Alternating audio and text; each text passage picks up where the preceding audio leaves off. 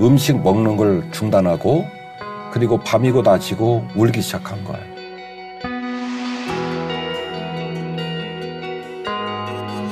죽으려고 작정한 거죠. 왕이 그렇네요. 가만두겠어요?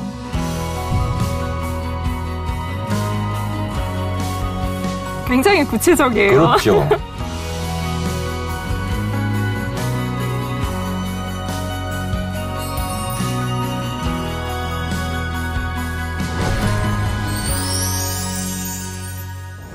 주인 씨 잘 지내셨죠? 네, 목사님 잘 지내셨어요? 네, 너무너무 더워졌죠? 아, 정말요. 네. 엄청 더워서 힘들었는데 요 며칠 이렇게 비가 시원하게만 와주고 나니까 조금 살 것 같아요. 맞아요. 우리 시청자들도 더위에 지치셨을 것 같은데 그래도 하나님께서 도와주셔서 이 여름을 잘 나기를 바라겠고 오늘도 더 깊이 이야기로 마음이 시원하게 뻥 뚫리는 은혜가 있었으면 좋겠습니다. 아멘. 오늘 들려줄 이야기는 느헤미야입니다. 느헤미야요. 그래서 오늘하고 다음 주에 걸쳐서 느헤미야 상, 느헤미야 하 얘기를 할 텐데 오늘 이 느헤미야 얘기를 시작하면서 인터넷에 있는 백과사전의 내용을 좀 읽어주려고 합니다. 네.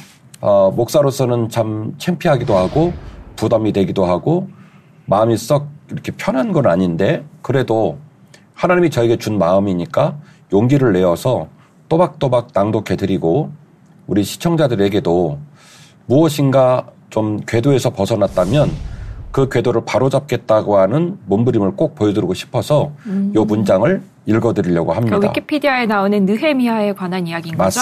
맞습니다. 우리나라의 경우 개신교인들에게 마냥 편치만은 않은 성경이 바로 느헤미야이다.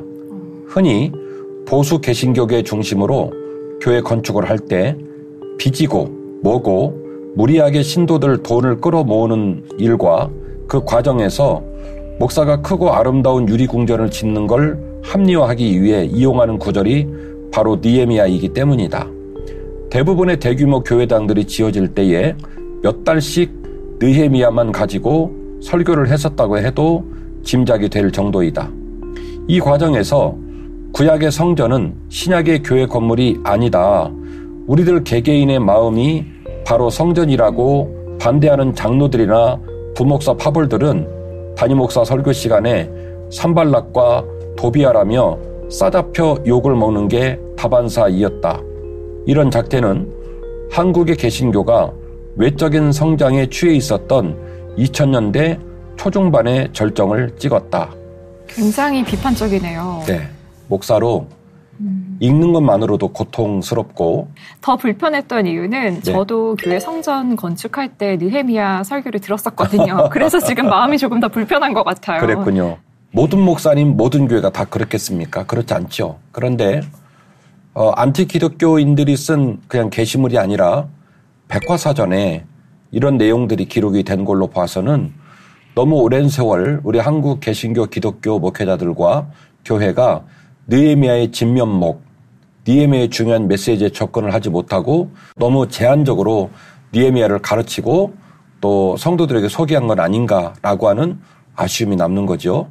본의 아니게 제가 이렇게 무겁고 어려운 내용을 읽었던 이유는 만약에 우리 모두 시청자들에게 상처가 있다면 이 더 깊이 상편 하편을 통해서 그 상처가 치유되는 은혜가 있었으면 좋겠고 또 우리 목회자들 또 교회들 중에 느헤미야를 저 김진우 목사 이야기꾼이 말하는 것처럼 우리는 그렇게 쓰지 않았는데라고 하신다면 제가 그런 모든 부분들을 일반화시켜서 얘기한 건 아니에요.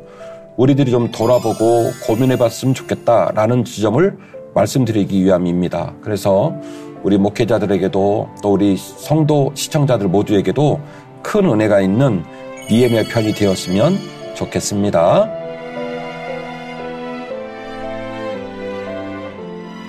자, 주인 씨, 첫 번째 들려드릴 이야기는 느헤미야의 눈물에 백성을 향한 간절한 꿈이 담겨져 있었다라는 겁니다. 간절한 꿈이요? 어떤 꿈이었죠? 느헤미야는 유대의 후손이긴 하지만 네. 유대에서 태어난 인물이 아니에요. 페르시아의 아닥사스다 왕이 있는 그 지역에서 태어난 사람입니다. 네. 우리로 말하면 제1교포, 재미교포 뭐 이렇게 말을 할 수 있겠지요. 그리고 그 지역에서 열심히 살아가지고 술 맡은 관원장이 될 정도로 성공한 사람이에요. 느헤미야는 본디 히브리 사본을 보면 에스라서하고 느헤미야가 하나로 붙어 있습니다. 아, 그래요? 지금 우리가 들고 다니는 정경은 에스라 떨어져 있고 따로 있죠. 느헤미야가 네. 떨어져 있지만 히브리 사본은 뒤에 기가 붙어 있다는 얘기예요. 오. 그 말은 에스라를 이해할 때 느헤미야를 띄고 읽으면 안 된다는 소리고 느헤미야를 이야기할 때 에스라를 떼고 읽으면 안 된다는 소리예요. 에스라와 그렇군요. 느헤미야가 런닝메이터로 유기적으로 연결되어 있다는 것을 머릿속에 염두에 두고 글을 읽어야 될 필요가 있습니다. 벌써부터 새로워요. 네, 또 하나는 이스라엘이 포로 귀환을 하잖아요. 네. 일반적으로 포로 귀환을 몇 번 했다고 얘기하죠? 3번? 그렇죠. 네. 3번 포로 귀환한 겁니다. 첫 번째 포로 귀환은 스룹바벨을 통해 네. 포로 귀환하고 두 번째 포로 귀환은 에스라. 세 번째 포로 귀환이 이제 느헤미야로 되어 있는 네. 거거든요. 이게 일반적인 흐름들이었어요. 우리 프로그램이 구약편은 서울신학대학교 구약학 교수이신 소영근 박사님이 감수를 해주시고 네. 신약편은 윤철원 박사님이 감수를 해주시거든요. 네. 소영근 박사님의 전공 분야가 에스라와 느헤미야예요. 아, 그렇군요. 네, 그래서 오늘 정말 깊이 있게 알 수 있겠어요. 그렇죠. 그래서 소영근 박사님이 제가 이제 느헤미야 편을 준비하면서 저에게 조언을 해주시기를 네. 목사님 꼭 좀 네. 소개해 주셨으면 좋겠습니다라고 하는 얘기가 뭐냐면 소영근 박사님은 포로 귀환을 4차로 본다는 거예요. 왜죠? 소 박사님은 네. 세스바살, 스룹바벨, 에스라, 느헤미야. 오. 그럼 뒤에 4차하고 3차는 우리가 알고 있는 순서니까 그쵸? 느헤미야, 에스라. 요 앞에 이상한 인물이 등장을 합니다. 누구죠? 그분이 바로 세스바살이에요. 세스바살, 스룹바벨. 요걸 이른바 난제라고 얘기를 하는데요. 네. 아주 오랫동안 쟁론하고 있는 주제 중에 하나예요. 첫 번째는 세스바살하고 스룹바벨하고 동일한 인물이다. 이게 이제 1번. 네. 아니다. 세스바살하고 스룹바벨은 다른 인물이다. 이렇게 갑론을박을 하고 있는 부분인데 근자의 구약학을 연구하는 특별히 에스라와 느헤미야를 연구하는 학자들 입장에서는 거의 네 번 포로견한 것으로 본다라는 것이 학자들의 강력한 학문적인 열매라고 소 박사님이 얘기를 해주셨어요. 아니 근데 두 인물을 동일 인물이라고 볼 정도면은 이게 동시간대에 일어난 일인가요? 동시간대이거나 인접한 시간대이거나 이렇게 되는 상황인데 왜 그러냐면 세스바살은 제가 이제 고레스 왕이 키루스 왕이라고 그랬죠. 네. 고레스 키루스 2세 때 스룹바벨은 다리오 때 활동했던 인물이에요. 네. 그래서 지금 이제 동일한 인물이다라고 말씀하시는 신학자들은 왕조도 한 왕조로 얘기하지만 4차에 걸쳐 복귀를 했다는 분들은 구분을 하는 거예요. 그래서 세스바살은 키루스 2세 그리고 스룹바벨은 다리오 시대에 활동했다라고 보는 겁니다. 그래서 4차에 걸쳐 포로견이 됐다라는 분들은 세스바살 따로 왜 따로 얘기하냐면 네. 세스바살도 성경이 뭐라고 써 있냐면 총독이었다라고 얘기를 하고요. 스룹바벨도 총독이었다고 얘기를 하는 거예요. 그러면 우리 주인씨께서 아닥사스다 왕이거나 다리오 왕이시면 한 지역의 총독을 겹쳐서 파송하겠어요? 아니죠. 그러진 않죠. 네. 그러니까 이 두 사람이 각각 총독이고 다른 인물이라면 네. 순차적으로 왔을 것이다. 그쵸. 그래서 4차를 얘기하는 거예요. 아, 그렇구나. 세스바살이 1차, 네. 스룹바벨이 2차. 2차. 그러면 자연스럽게 이제 에스라는 3차로 3차가 밀리겠죠. 되죠. 네. 3차, 느헤미야가 4차. 이렇게 네. 얘기가 되고 있는 중인데요. 어쨌든 자 이런 구조적인 역사적 배경 속에서 느헤미야가 고향으로 돌아갈 생각을 하게 되는데요. 제가 느헤미야에게 간절한 눈물이 있다고 그랬죠. 네. 한번 읽어봐 주세요. 하가랴의 아들 느헤미야의 말이라. 아닥사스다 왕 제20년 기슬르월에 내가 수상궁에 있는데 내 형제들 가운데 하나인 하나니가 두어 사람과 함께 유다에서 내게 이르렀기로 내가 그 사로잡힘을 면하고 남아있는 유다와 예루살렘 사람들의 형편을 물은즉 그들이 내게 이르되 사로잡힘을 면하고 남아있는 자들이 그 지방 거기에서 큰 환난을 당하고 능욕을 받으며 예루살렘 성은 허물어지고 성문들은 불탔다 하는지라. 내가 이 말을 듣고 앉아서 울고 수일 동안 슬퍼하며 하늘의 하나님 앞에 금식하며 기도하여 이르되 하늘의 하나님 여호와 크고 두려우신 하나님이여 주를 사랑하고 주의 계명을 지키는 자에게 언약을 지키시며 긍휼을 베푸시는 주여 간구하나이다. 아멘. 아멘. 눈물이 나오죠? 네. 어느 정도냐면 음식 먹는 걸 중단하고 그리고 밤이고 낮이고 울기 시작한 거예요. 와. 마음에 괴로움을 갖고. 자기의 형제 하나니를 비롯한 두어 사람이 유다에 일어난 이야기를 전해주는데 그 유다의 백성들이 성벽이 허물어지고 그들이 너무너무 핍박을 받고 어려운 가운데 놓여 있다. 이런 얘기를 듣고 막 울기 시작했다는 거예요. 일단 스룹바벨 회복하고 또 에스라 회복하고 포로 귀환을 했기 때문에 성전은 지금 재건이 된 상황으로 본단 말이에요. 네. 그렇게 보면 유대 후손들이 너무너무 고난을 당하고 힘들어하고 울고 있다라고 한다면 아마 이제 특정한다면 성벽을 특정할 수 있을 거예요. 이게 어떻게 됐을까를 생각을 할 때 이게 무슨 얘기일까 생각을 할 때 두 가지를 추론할 수 있는데 하나는 네.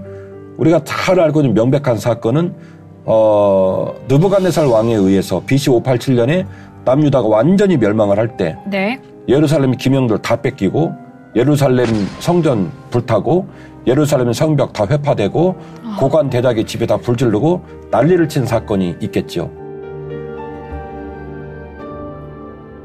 근데 생각해보면 느헤미야가 전달받은 얘기가 그 얘기일까라고 생각을 하기에는 시간적으로 너무너무 많이 떨어져 있는 거예요. 네. 그래서 아주 우리 시청자들과 함께 나눠야 될 중요한 사건을 발견하게 된 건데 에스라 4장 13절 이하의 사건입니다. 에스라요? 예. 이제 왕은 아시옵소서. 만일 이 성읍을 건축하고 그 성곽을 완공하면 저 무리가 다시는 조공과 관세와 통행세를 바치지 아니하리니 결국 왕들에게 손해가 되리이다. 이제 감히 왕에게 아뢰오니 이 성읍이 중건되어 성곽이 준공되면 이로 말미암아 왕의 강 건너편 영지가 없어지리이다 하였더라. 왕이 방백 르훔과 서기관 심세와 사마리아에 거주하는 그들 동관들과 강 건너편 다른 땅 백성에게 조서를 내리니 일러스되 너희는 평안할지어다. 이제 너희는 명령을 전하여 그 사람들에게 공사를 그치게 하여 그 성을 건축하지 못하게 하고 내가 다시 조서 내리기를 기다리라. 너희는 삼가서 이 일에 게으르지 말라. 어찌하여 화를 더하여 왕들에게 손해가 되게 하려 하였더라. 아닥사스다 왕의 조서 초본이 르훔과 서기관 심세와 그의 동료 앞에서 낭독되매 그들이 예루살렘으로 급히 가서 유다 사람들을 보고 권력으로 억제하여 그 공사를 그치게 하니 이에 예루살렘에서 하나님의 성전 공사가 바사왕 다리오 제2년까지 중단되니라. 아멘. 아멘. 자, 느헤미야가 들었던 슬픈 소식이 무엇냐라고 얘기를 했을 때 BC 587년에 남유다가 멸망한 얘기로 가자면 너무 먼 이야기고 그쵸. 지금 그 형제들이 다녀와서 들었던 얘기는 더 이상 연결이 안 되는 그런 네. 얘기가 될 수 있는데 에스라 4장을 보니까 충분히 이해할 만한 이야기가 등장되고 있는 겁니다. 네. 우리가 알고 있는 것처럼 에스라는 성전을 건축한 사람도 아니고 성벽을 건축한 사람이 아니라 마음에 있는 성전을 건축했다라고 말하는 그래서 별명이 학사 에스라란 말이죠. 네. 그런데 에스라 4장 13절 이하 말씀을 읽어보니까 에스라가 움직이는 그 시절에도 성읍을 건축하고 성곽을 건축하는 일들에 대하여 이 유대 후손들이 너무너무 그 일에 관심을 갖고 그렇네요. 그 일에 손을 네. 댔다는 얘기예요. 그리고 이른바 그 지역을 레반트 지역이라고 얘기를 하는데요. 왼쪽 지중해의 맨 끝쪽에 이제 이스라엘이 있죠. 그리고 저쪽에 수상궁에 있는 페르시아, 네. 아수르, 바벨론, 페르시아. 요 페르시아가 지금 이 지역을 다 통치하고 있는데 유브라데스강 티그리스강에서 이쪽 예루살렘 쪽에 있는 이 가운데 지역을 레반트 지역이라고 얘기를 합니다. 네. 이 지역에 총독들이 많이 있죠. 그리고 이들이 이제 아닥사스다 왕에게 조공을 바치고 그리고 이제 제국의 통치를 받고 있는 그런 네. 상황인데 결국 예루살렘 성벽이 중건이 되어지고 성읍이 안전해지면 이런 정치적 지역마개가 흐트러지는 거예요. 권력의 구조가 바뀌고 네. 이렇게 되는 거예요. 그래서 이들이 계속해서 아닥사스다 왕에게 모함 상소문을 보내서 그러니까요. 얘네들 이렇게 놔두면 큰일 납니다. 성벽 다 짓고 나면 왕을 대적할 겁니다. 혼내줘야 됩니다. 라고 하는 상소문을 보냈고 그게 받아들여져 가지고 에스라 4장에 보니 그들이 그 공문을 가지고 와서 다시 지어 올렸던 성벽을 다 허무는 기가 막힌 일들이 벌어지게 되었다는 얘기죠.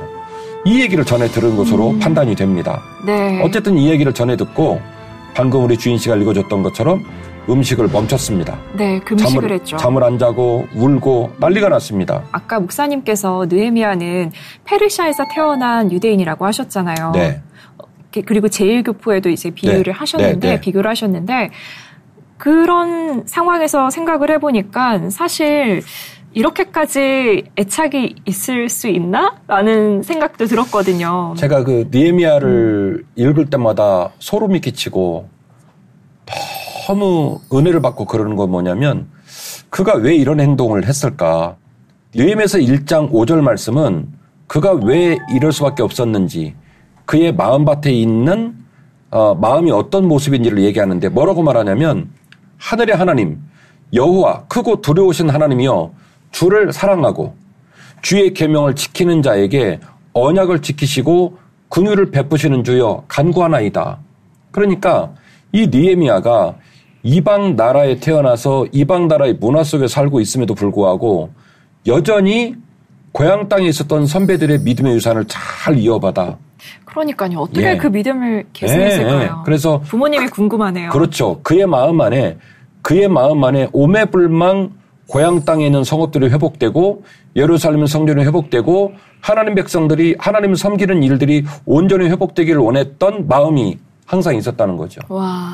그는 비록 수상궁에 있지만 항상 그 마음이 있는데 하나님을 비롯한 형제들이 와가지고 그렇게 마음에 그리운 꿈을 가진 백성들이 너무너무 힘들어한다는 얘기를 들으니까 음식을 그치게 되어지고 밤새도록 기도하는 일들이 벌어지게 되었다라는 것이죠. 느헤미야는 누가 시키지도 않고 누가 그러라고 분위기를 만들어준 것도 아닌 것을 스스로 결정한 거예요. 제가 느헤미야가 대단하다는 거예요. 교회가 성전 건축을 할 때 그저 함부로 이분의 이름을 도용해서는 안 된다라고 보는 이유가 느헤미야의 마음에 있었던 그 거룩한 꿈이 무엇인지 반드시 우리가 더 깊이잖아요. 더 깊이 들여다볼 필요가 있다라고 하는 것이죠. 그러니까 정말 굳이 이런 위험을 무릅쓸 필요가 없는 사람이었고 페르시아에서도 이미 충분히 여유가 있고 또 성공한 사람이었는데 이렇게까지 한다는 거는 정말 그 안에 하나님에 대한 열정과 또 백성의 그런 회복을 위한 그런 마음이 있는 사람이었던 것 같아요. 맞아요.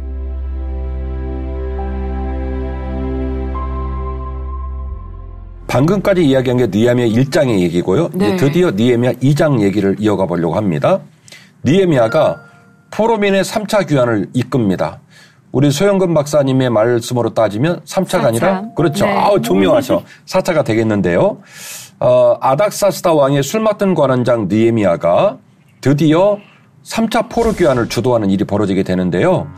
아닥사스다 왕 제20년 니산월에 왕 앞에 포도주가 있기로 내가 그 포도주를 왕에게 드렸는데 이전에는 내가 왕 앞에서 수심이 없었더니 왕이 내게 이르시되 내가 병이 없거늘 어찌하여 얼굴에 수심이 있느냐 이는 필연 내 마음에 근심이 있음이로다 하더라.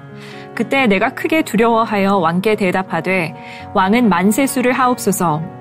내 조상들의 묘실이 있는 성읍이 이제까지 황폐하고 성문이 불탔사오니 내가 어찌 얼굴에 수심이 없사오리이까 하니 왕이 내게 이르시되 그러면 네가 무엇을 원하느냐 하시기로 내가 곧 하늘의 하나님께 묵도하고 왕에게 아뢰되 왕이 만일 좋게 여기시고 종이 왕의 목전에서 은혜를 얻었사오면 나를 유다 땅 나의 조상들의 묘실이 있는 성읍에 보내어 그 성을 건축하게 하옵소서 하였는데 아멘. 정말 지혜로운 것 같아요. 왕이 물어봤을 때 바로 대답하지 않고 하나님께 묵도하고. 네. 일단 이거부터 점검합시다. 현재 느헤미야의 직업입니다. 이 직업이 뭐냐면 술 맡은 관원장이에요. 고대 사회는요. 왕들이 음독 암살을 많이 당했어요. 왕은요. 많은 대신들이 있어도 그 대신들 중에 모든 사람이 자기를 배신해도 절대로 이 사람은 배신하지 않는다.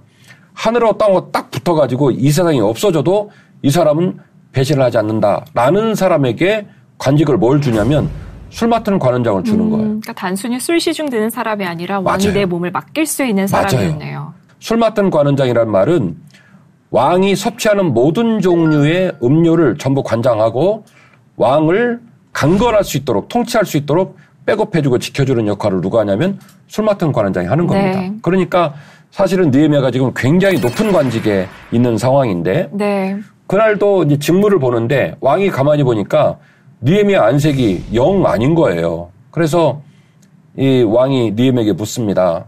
내가 너를 오랫동안 지켜봤는데 또 맨날 괜찮더니 오늘 왜 그러니? 이렇게 얘기하는 거예요. 그러니까 가만히 보면 말이라고 하는 어감이 있잖아요. 어감. 이 어감을 보면 아닥사스다 왕이 느헤미야를 사랑했거나 신뢰했거나 네. 혹은 대단히 존중해줬다는 거예요. 네. 부하가 인상 좀 쓴다고 그걸 왜 물어봅니까?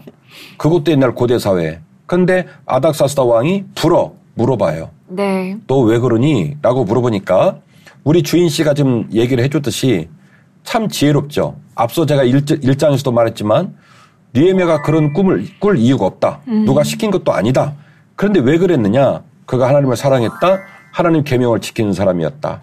그 얘기를 듣고 즉답을 하지 않고 하나님께 기도하고 하나님께 간절히 기도하고 그리고 이제 아닥사스다 왕에게 얘기합니다. 사실은 제 고향 땅이 저렇게 어려운 상황에 놓여 있다고 하는데 저 좀 고향으로 보내주시면 안 되겠습니까? 요 이야기를 하게 되었다는 얘기죠.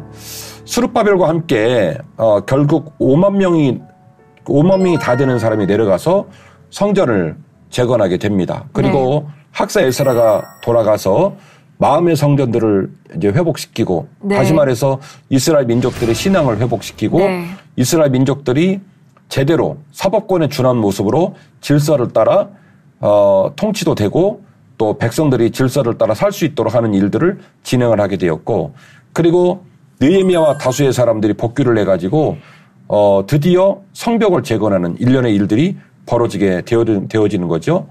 이 엄청난 권리를 누구에게 주냐면 아닥사스다 왕이 느헤미야에게 주게 됩니다.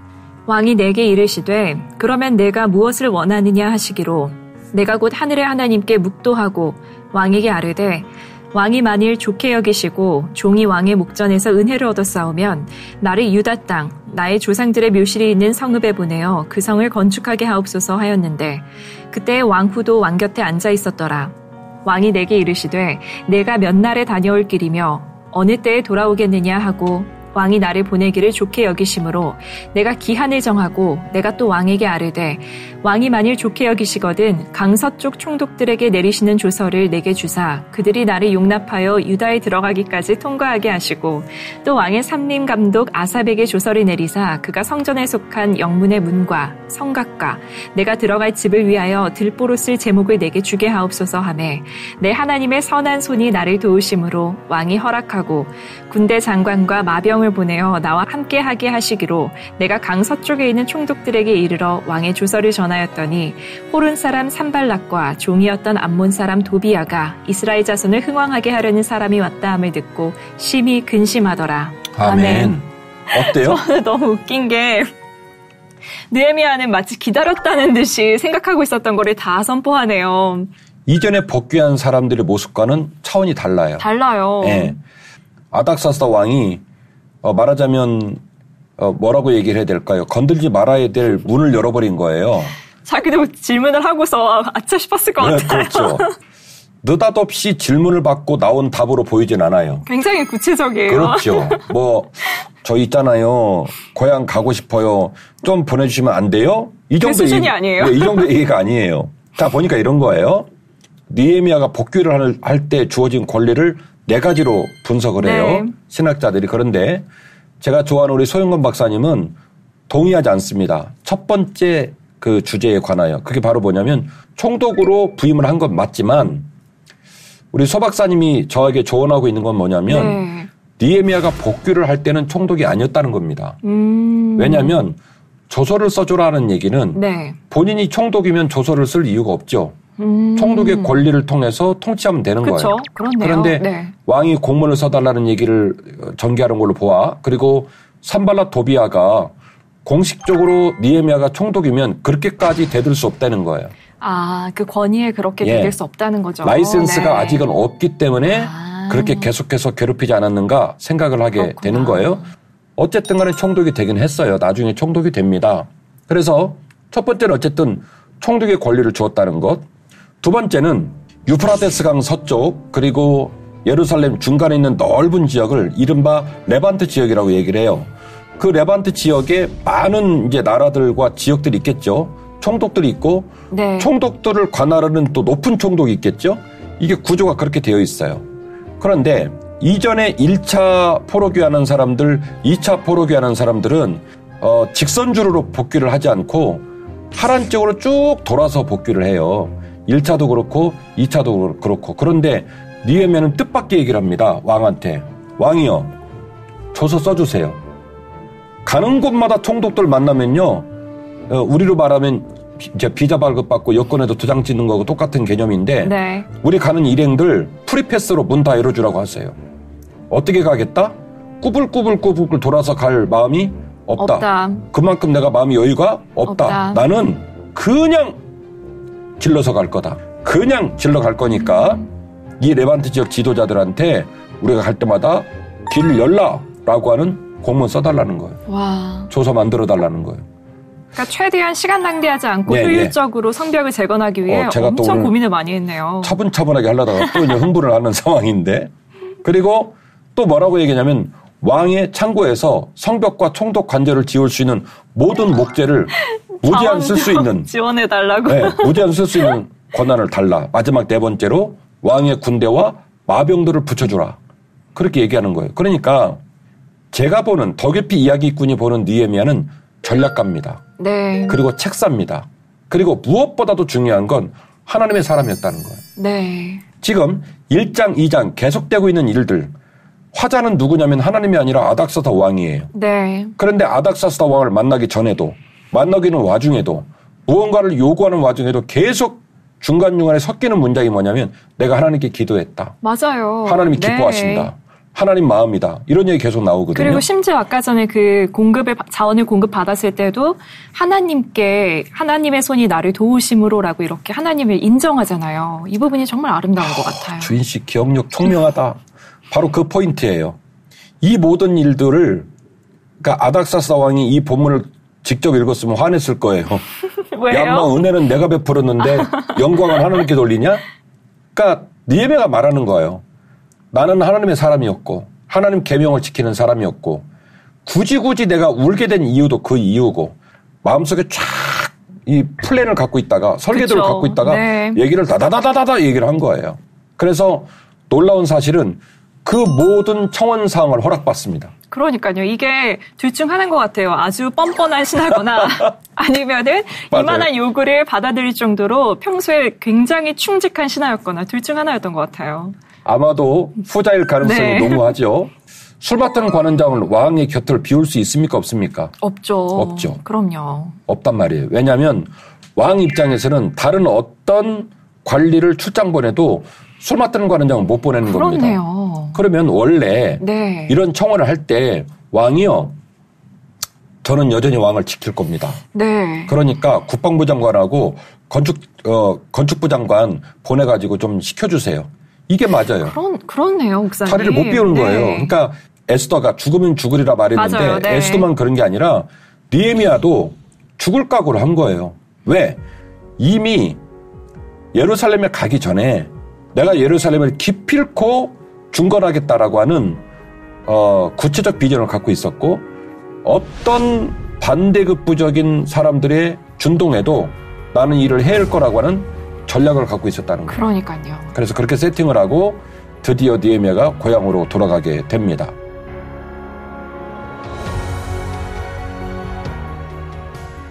요 느헤미야의 성벽 중건 작업을 말할 때 꼭 이야기를 해야 될 두 인물이 나옵니다. 산발랏, 도비야. 도비야, 네. 호론 출신 사람 이 산발랏은 사마리아 지역의 총독이었어요. 그리고 그의 충복, 그의 충신이었던 도비야. 이 사람이 신복인데 도비야는 암몬의 총독이었던 걸로 생각이 됩니다. 그렇군요. 그래서 어쨌든 사마리아, 암몬, 그러니까 이 아스돗을 비롯한 예루살렘을 싸고 있는 지역의 지도자들이 엄청 긴장을 하게 된 거예요. 네. 그 이유는 제가 앞서서 말씀을 드렸듯이 성벽이 제대로 재건이 되어지면 그 안에 치안, 경제, 사회, 종교 모든 부분들이 온전하게 작동될 수 있는 안전한 공간이 마련이 됩니다. 네. 그러면 그게 정치적 세력이 만들어지겠죠. 그렇죠. 그러니까 이 지역을 마음껏 통치하던 주변 사람들은 절대로 이 지역이 회복되는 걸 원치 않는 거예요. 네, 위협적으로 느꼈을 것 같아요. 맞습니다. 그래서 산발랏도 도비아도 목숨을 걸고 이걸 방해하게 되어지는 것이죠. 자, 그다음에 이게 모형도예요. 이게 보시면 예루살렘 성벽이 있고 네. 그 바깥에 많은 마을들이 있죠. 네.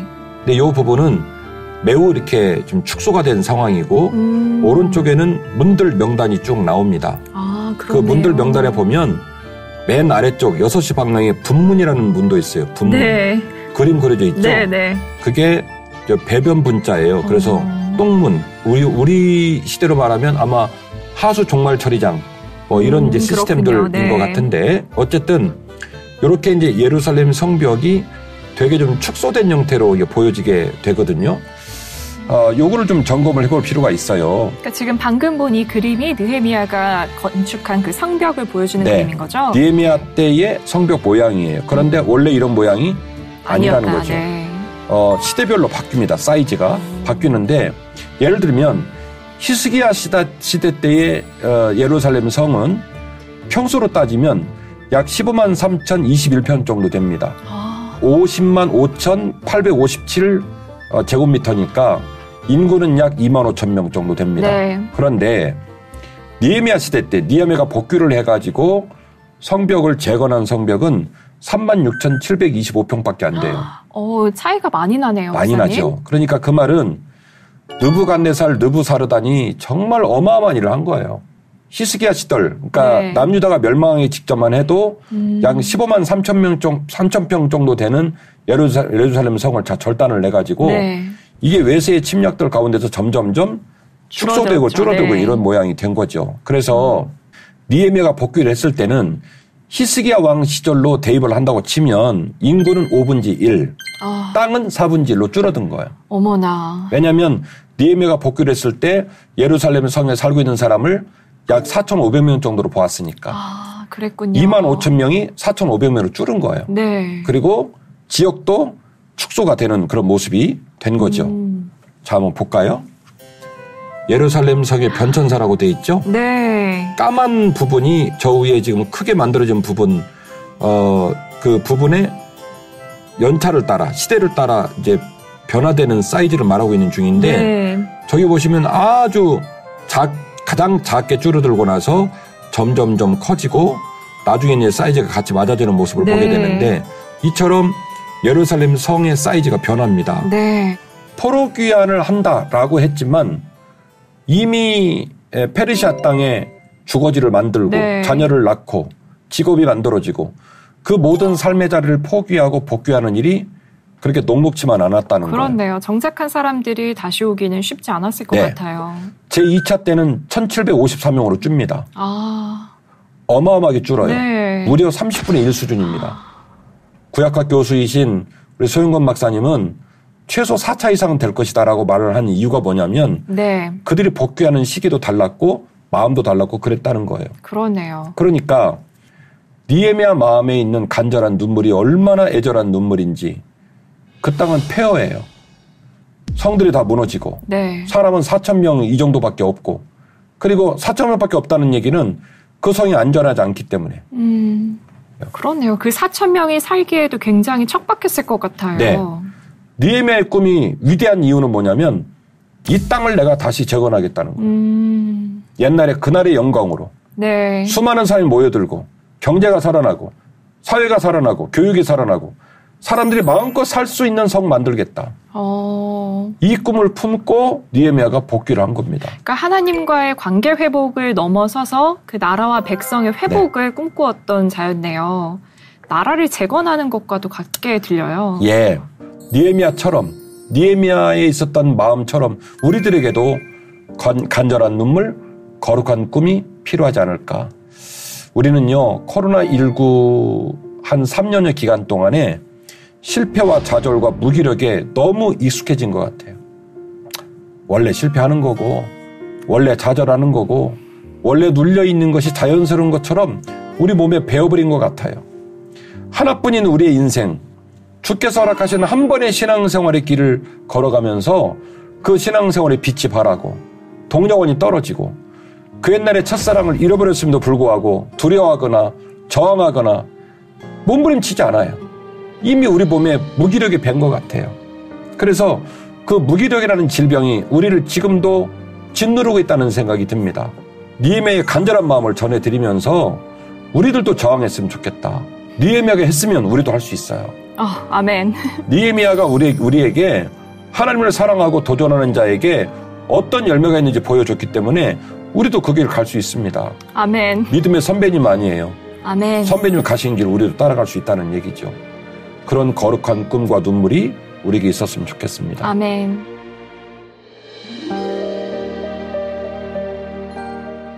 목사님께서 종종 더 깊이 진행하다 보면은 천국에 가면은 누구 만나보고 싶다 이런 말씀 자주 하시잖아요. 그렇죠. 근데 저는 오늘 이야기를 듣는데 느헤미야의 부모님이 뵙고 싶어요. 저도.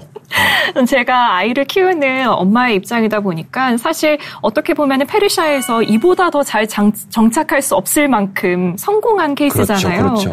그런데도 불구하고 나라에 대한 그 조국에 대한 애국심과 또 나라를 재건하겠다는 마음이 있었던 거는 제 생각엔 아무리 생각을 해도 부모님의 영향이 컸던 것 같아요.